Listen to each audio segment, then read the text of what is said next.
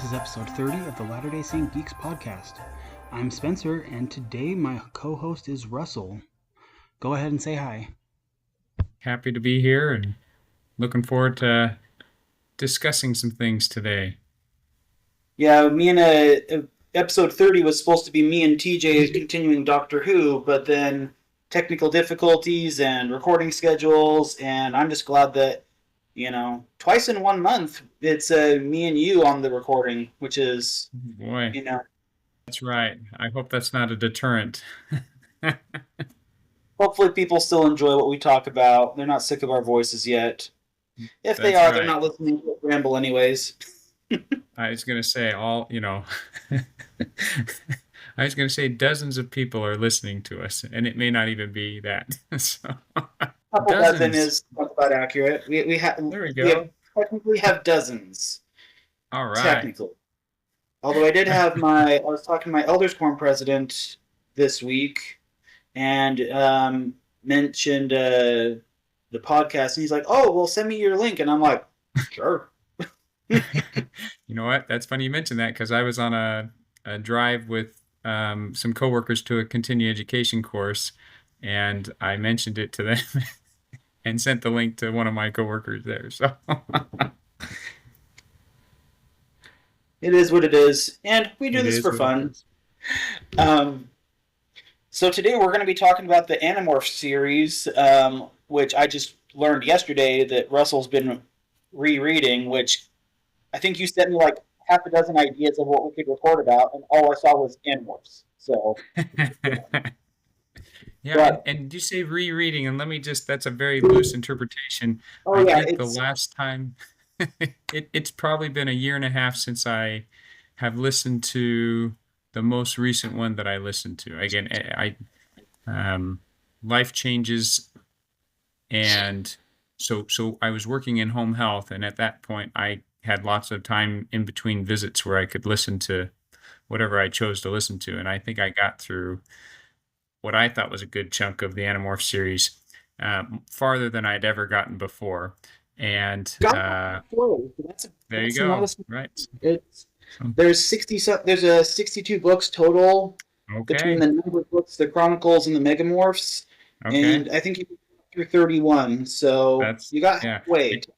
I didn't quite get through 31, but that's the one that I made it to. So, yeah, there. Okay. Halfway. We'll take it.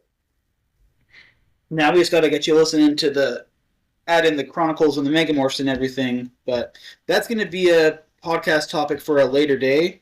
There we go. And before we get too far into Animorphs, we're going to go with our recommendations. I am going to recommend a song that I chanced upon on Spotify. I didn't know it had been released, but the song Beyond from Moana 2. Now, by the time this episode gets released, Moana 2 still won't be out. I think it's coming out Thanksgiving weekend, so we'll still be a few days ahead of time. I don't know the context of this song. All I know is it's at the end credits, and it's being sung by Moana. Not some pop culture person like when Demi Lovato sung "Let It Go" for the end credits of Frozen, or when Pentatonix sung "Into the Unknown," or I can't remember. But this is being sung by the voice actress for Moana. So if there's an end credits version, I'm curious. We're gonna probably get like a movie version and an end credits version from her, which I don't think I've ever seen with a Disney movie before. Usually it's some famous person or famous group that does the end credits. Sure.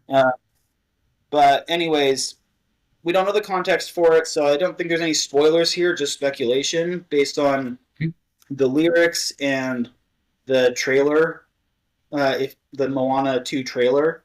But I get the impression that, unlike the first movie when Moana was like, I want to go explore. I want to get out on the ocean. Like, I'm being called elsewhere, and I'm feeling stifled because I'm not able to go. This song has given... I was reading through the lyrics this morning and listening to it again before we recorded, and the impression I get from this song is that instead of being like, go, go, go, I need to explore, I need to learn, I need to save my family and go as far as it, how far I'll go. This song, she sounds more conflicted. Like from the trailer, we know that she has a little sister now, and we know that it's been a few years to whatever extent her people are used to traveling again, so it's not this taboo thing that she's like being pulled towards. Gotcha. And again, based on the trailer, she's got this. However, the ocean calls. I imagine it's like when we in church we talk about the Holy Ghost and promptings and stuff. Like she's being prompted to go do this thing for the ocean, this new mission that she's being called to. That's uniting her island and her family with people all across the ocean, which that's kind of a big job. Like I don't know if they're in the same universe as us or if they're in an alternate Disney princess universe. Both are very possible. But if it's anything like our oceans, I mean, that's like saying she's trying to unite India, Japan, Australia, California, because California is its own nation, basically. It's its own culture. Yeah. There. There last weekend. So it's going to be interesting, and I'm planning on doing a review for Moana 2. Hush Hush. My daughter is turning 5 in December, and she doesn't know that we're planning on taking her to Moana for her first movie-going experience in the theater. So, Awesome. yeah, That'll be fun. she's not listening to this podcast, and I'll just have to edit it when she's not around, so it's fine. Just don't tell. I won't say anything. But that means that 3 weeks after it's released, Moana 2 has to still be going strong enough that Cinemark will have tickets. So, if you're available on Thanksgiving weekend, guys, go see Moana 2. Well, my recommendation is a Charlie Brown Thanksgiving. I have fond memories. Thanksgiving's coming up here in America right now, and I have fond memories of watching this Thanksgiving special at my grandparents' house. And it just, it's classic Charlie Brown, where you have Lucy pulling the football out from Charlie Brown as he's about to kick it.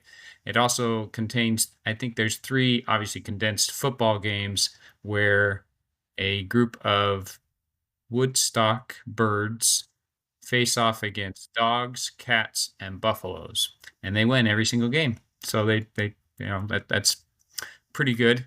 And then I don't remember the moral message that is involved in it, but I am sure that Linus gives us some great insights into why Thanksgiving is so great. So, well, if you've got Apple TV, Charlie Brown Thanksgiving is on that subscription, so go ahead and check it out. Perfect timing. But like I said, today we're going to be discussing Animorphs. So I'm going to start with a little brief history, as concise as I can, about my love of the series. I remember collecting the books, particularly the ones with Marco and Jake from book fairs growing up, but I don't know if I ever read a full book. I watched the TV show and thought it was the best thing ever when Nickelodeon did that, even though by today's standards, yikes, but we can talk about that another time. Um, I knew bits and pieces of what I'd term the Animorphs Endgame, but I think that came from my older brother, who had all the books numbered and Megamorphs and Chronicles pristinely organized on his shelf, and me as the little brother, I don't think I was even allowed to touch them.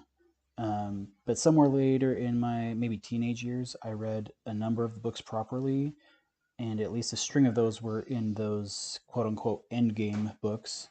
Kind of got a glimpse of that. And then after the books were recorded for Audible, I started quote unquote reading them on my commute. But I stopped at 34 or 35 so that I could wait for the book Visser to record, since the Chronicles, Megamorphs, Visser, all the non-numbered books got recorded at the very end. All those productions were done. And then this spring, amidst reading Percy Jackson and such, I started rereading them on my commute again. And yeah, now we're caught up to today, basically. I had a similar, I mean, mine is not as in depth, but I do remember I think I was in third grade or something like that when I first was exposed to the Animorph books at a book fair, right? And um it was more the covers were very intriguing. And so the first book that I ever read was the third book in the series, The Encounter. And and so there was a lot of context about what was going on. I remember reading through it, and it was fascinating and interesting, and just, oh wow, these kids can turn into animals. This is awesome, right? And so it wasn't, I'm trying to think about when, and then I like jumped to book 8 or something like that because it had a cool cover, right? So those were like the two first books that I had. I'm sorry, it wasn't 8 because it was a Cassie book that had a wolf on the cover. So now I don't remember which one that was. So maybe that was 9. It purely was just like, oh, this is a cool cover. I'm going to read this, right? And so then I had to eventually, again, because I had several friends who were into them as well, I think, or at least a couple, right? So I could talk with them about it, and maybe I borrowed one or two or something. I don't remember the exact details there. I just remember eventually, kind of reading through a few of them when I was, in school, mostly elementary school, maybe middle school. And so I kind of was getting like a picture of what was going on, like, oh, okay, this is why Tobias is the way he is because of what happened in book 1. And so I kind of was getting the picture of things there a little bit more. And then, oh, who's this Axe character? Oh, in book 4 we find out, oh, this is who Axe is. And so he kind of gets, I was splicing together things a little bit, right? Kind of really like, wait a minute. So I'd be, going from book 3 to book 9. It's like, well, wait a minute, there's a lot that I missed in there. So then having to go back, read through and actually get things. The first time that I actually went through chronologically was probably a year and a half ago, when I was working in home health, as I said, and had time to be able to uh, listen to books as I was, commuting a lot more than I do now. And I think I got up to book 31, and so that gave me a bigger picture of kind of all the things that are going on, and more details, and like, wow, there's more intricacies going on, and other alien races getting brought in, and like, whoa, okay. Here was always my big takeaway, and I actually wrote about this once for a ward newsletter that I wrote about. I didn't specify what the book series was. I just remember being like, because inevitably in each individual book, there's a point where it's like, oh my goodness, are they going to make it? Are these kids going to make it? Is everything going to be okay?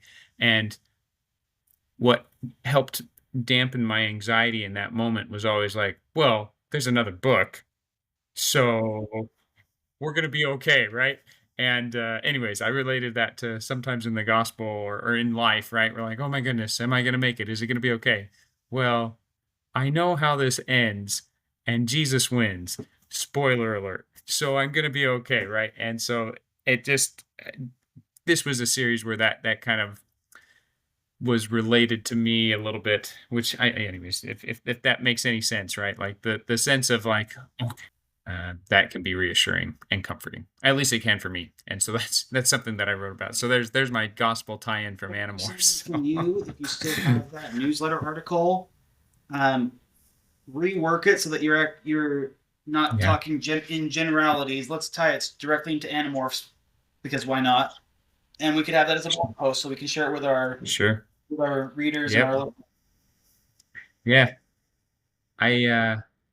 I mean, it's all I've thought about that, and I've searched for it, and yeah, exactly, right. So I'll search for it and try to rework it so we can have that as a blog post here. So I'm sure you could. It's been a few years. You might even be able to improve upon it if you have to rewrite it. So there you go. There's an idea for you to contribute to the blog later when you got for a second. Yeah. Feeling the writer's block. I like it. That's it. So you said you Okay. got to book 31. You don't know if you finished it. Are you currently reading any of the books right now, or? I haven't been, but I most of that quote unquote reading was listening to them, and so I'll do a search to see if I have access to listening to them here, and see if I can't get back Once you on the do, the bandwagon of plan listening we to kind of them discussed was, I mean, again. So I'm on the third Megamorphs book called Elfangor's. Do you pronounce it Elfangor or Elfangor? Because the audiobooks pronounce it can't Elfangor, remember. which That's how I yeah. probably do it. I always Just based pronounced on it what I hear, Elfangor that's how I go when with I it. was a So kid, but now I've got both in my head. hmm Regardless, so we got this, sure. that's the book I'm reading right now. That's halfway through the series. It goes right before book Okay. 30. So I'm more than halfway through the regular Okay. books, and um, no, yeah, I'm more than halfway through the books. I think the plan right now is kind of in the same similar-ish setup to how TJ and I are watching classic Doctor Who and then discussing. You and I had the idea, or you had the idea, and I kind of started organizing my thoughts for it. Of we're gonna do read through the series, start to finish, numbered books, Megamorphs, Chronicles, as much as we can get our hands on.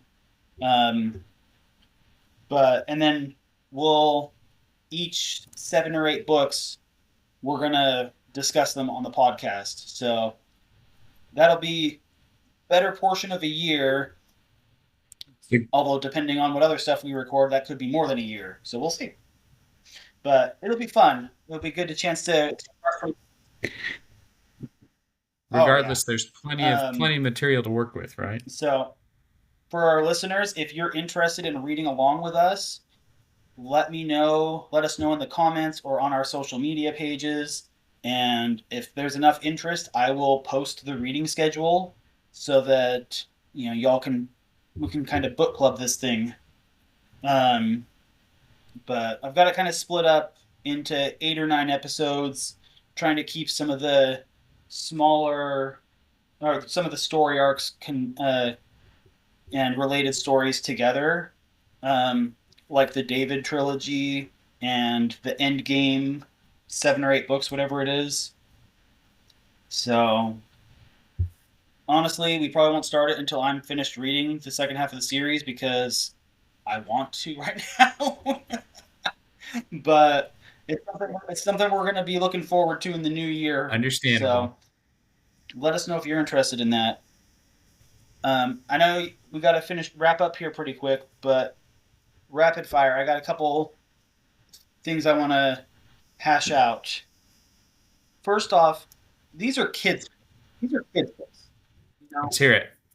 K.A. Applegate and her. She Yes. had plenty of ghost writers that contributed as well. But she wrote this series or coordinated this series. If you're counting her ghost, if you're even with her ghostwriter, she was involved. But these are kids' books, like you said, and I've seen this meme before, and it's true for me too. That like we were, you know, enamored by these covers and this idea of transforming into animals as kids, and still pretty cool now. Let's be honest, but these are dark Yep. books. Yep. They're Yes. Yep. Yeah. There's a So lot of there's serious issues themes of that are being morality, portrayed. and Yeah. every Cassie book has some issue of, is this ethical? Can we morph this semi-sentient creature? Can we? Yep. Is it? Do we have the right to participate in this amount of violence or make these life and death decisions for the planet? We get Marco having this internal Yep. turmoil about his mother. Same with Jake and his brother, and the whole every. I swear Yep. all the books for him are about like the emotional strain of being the leader when he never wanted that job, and then Yep. Max and Tobias being out of Yep. place in the world and literally one of a kind on planet Earth. It's a lonely place to be, and Tobias even Right. talks about having like he loses some of his human tendencies or human reflexes because he spends so much time as a hawk. Um, so and never mind the Right. trauma and nightmares and gore and it's crazy. But so it's let's acknowledge Yep. these are kids' books, but they're written for Spot on. adults, basically. The heavier themes are going to go Yep. over the kids' heads, like Yep. they did for us. And I think that's a mark of a good series is the kids can enjoy them and kind of miss the heavier stuff and still enjoy it and not be traumatized in the process. But then as adults, it gets us thinking, and we get to where we can learn and grow. And um, I just recently finished the book where they save Aftran, the good Yerk that Cassie befriended, and just there's whole happy ending there, I suppose. And it's means something very different as an adult. Um, Sure. That's a good point. Yeah. Good insights there as far as that being deeper said, the meanings TV behind the show, books. it's not too much for deeper meaning on that. But the whole series, last I checked, was available for free No. on the Tubi app, and it's only like 20 something episodes. So, in my opinion, it's worth the watch for any Animorphs fan to indulge a bit of nostalgia. Um, and I've written about it before. Yeah, yep. I'd Now heard this is the rumors or Nickelodeon one, is that something about something more okay? happening Because there, I thought but they I've heard that repeatedly over the years, and it's okay. kind of gone the way of hearing that Netflix is Okay. gonna make a Narnia series. It's like I keep hearing these whispers, but I don't see anything official. So, um, but Gotcha. yeah, it's Okay. worth checking out. Honestly, it's a victim of the time period that it was made.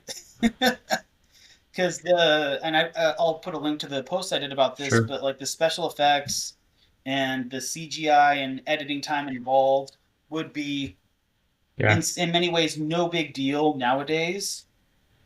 Um, but worth checking out. Um, Before we sign off, favorite character, favorite book. Have one off the top of your head. Yeah, so far, We'll just name them and then we'll what's discuss that? them another time. All right, that sounds good. I think my favorite character It's hard. is probably Jake. It is a hard one. Yeah, I'm gonna go with Jake. I think he's my favorite character, just being the leader and yeah. So just the nuances that go with that. My favorite book, And this is going to change based on the oh day. man, that's yeah, exactly. I'll go. Just because I introduced it as the first one that I read, I Got think the the nostalgia Encounter factor in. that was probably my favorite one Of course. currently, but I reserve the right For to me, change my I mind. think So either Marco or Tobias would be my favorite. Marco was historically my favorite. I think it was the gorilla book that just looked cool. But I like Tobias is yes, the underdog, yeah, but he's also just grown. He grows throughout the series to be independent and yeah, powerful, even when he's in human form again. Um, and then my favorite book, right, um, again, it depends on the day, depends on my mood, like I said. But I think in many ways, my favorite book is 13. I'm blanking on what the title of it is, but it's the second Tobias book where he regains the ability to morph and become human again in a morph, and just the yeah, emotional whiplash that he gets is very engaging. Although I don't know that I would want to read it right before bed. Any of these books, for that matter. because that could induce some nightmares there. But okay, we're about out of time, so I will, unless you have any last words or comments, I'm going to sign us off with I looked up the last line from the first book. I think was kind of fitting here. Sound good to you? That sounds great. I think it's a good way to end things here. Jake, just in the narration. We were Animorphs now, and now we're going to fight.